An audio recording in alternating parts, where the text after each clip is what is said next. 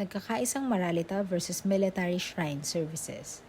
GR number 187587, June 5, 2013.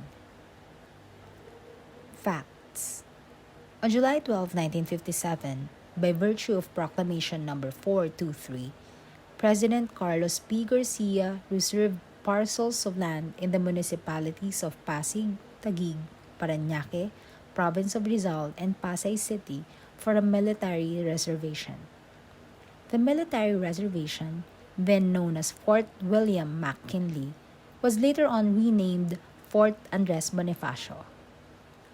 On May 28, 1967, President Ferdinand E. Marcos issued Proclamation number 208, amending Proclamation number 423, which excluded a certain area of Fort Bonifacio and reserved it for a national shrine. The excluded area is now known as Libingan ng mga Bayani, which is under the administration of herein respondent Military Shrine Services, Philippine Veterans Affairs Office, MSS-PVAO. Again, on January 7, 1986, President Marcos issued Proclamation number 2476, further amending Proclamation number 423, which excluded barangays Lower Bicutan, Upper Bicutan, and Signal Village from the operation of Proclamation number 423 and declared it open for disposition under the provisions of Republic Acts number 247 and 730. At the bottom of Proclamation number 2476, President Marcos made a handwritten addendum which reads, P.S. This includes Western Bicutan. SGD Ferdinand E. Marcos. Proclamation number 2476 was published in the Official Gazette on February 3, 1986, without the above-quoted addendum.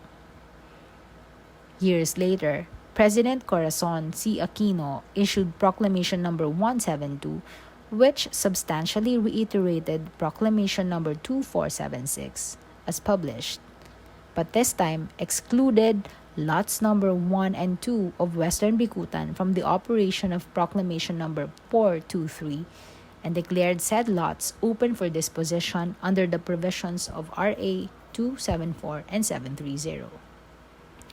Through the years, informal settlers increased and occupied some areas of Fort Bonifacio, including portions of the Libingan ng mga Bayani.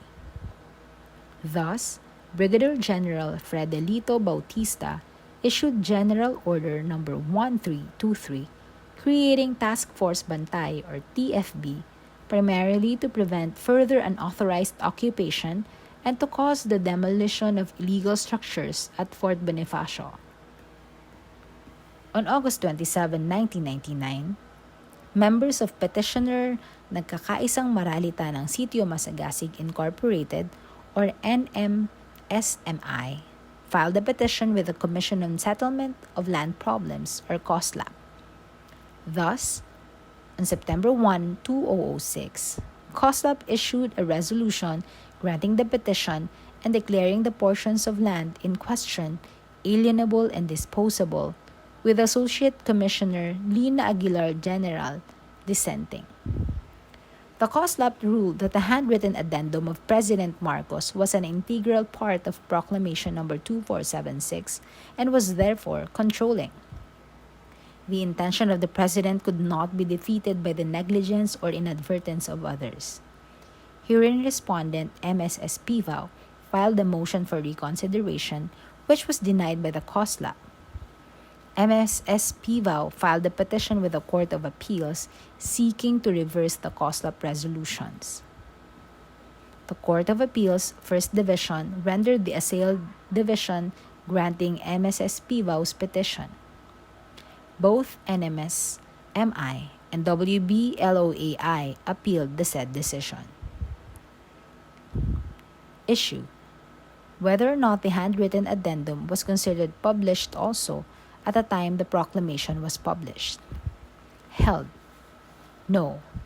Considering the petitioners were occupying lots 3 and 7 of Western Bicutan, or the subject lots, their claims were anchored on the handwritten addendum of President Marcos to Proclamation number 2476.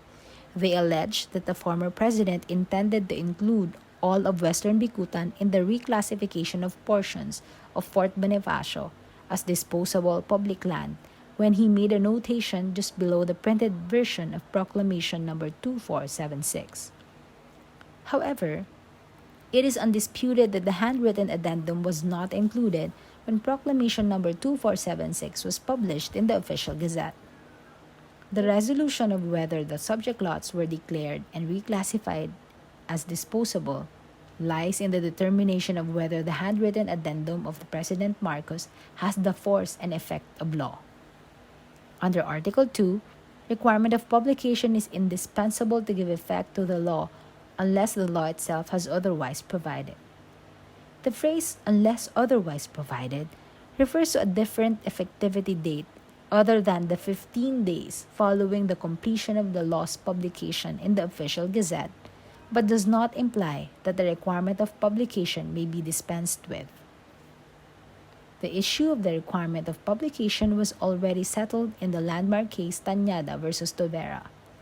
Court cannot rely on a handwritten note that was not part of Proclamation number 2476 as published.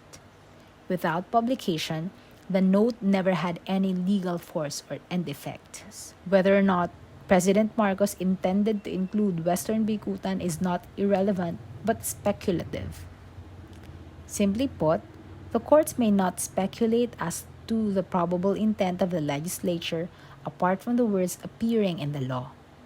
This court cannot rule that a word appears in the written law when evidently there is none.